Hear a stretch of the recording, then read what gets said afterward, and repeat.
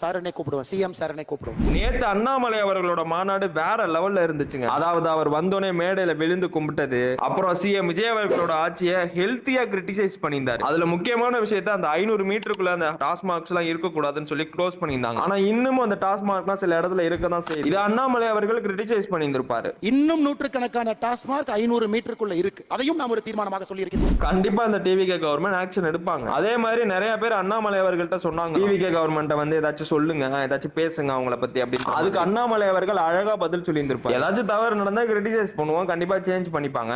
தடுமாறும் பொழுது ஒரு நல்ல சமுதாயமாக இருந்தால் தூக்கி பிடிச்சுதான் விடணுமோ தவிர கீழே அழுத்தக்கூடாது என்பதில் தெல்ல தெளிவாக இருக்கு. அந்த ட்ரேட்மார்க் உடஞ்சிருந்தான் நினைக்கிறேன். லைக் ரெண்டே கட்சிக்கு தான் போட்டி, ஒன்னு டிஎம்கே ஒன்னு டிவிகேன்னு இருந்துச்சு. டிஎம்கே காலி ஆயிடுச்சு. இனிமே அண்ணாமலை வெர்சஸ் விஜய் அப்படின்ற மாதிரி தான் இருக்கும்.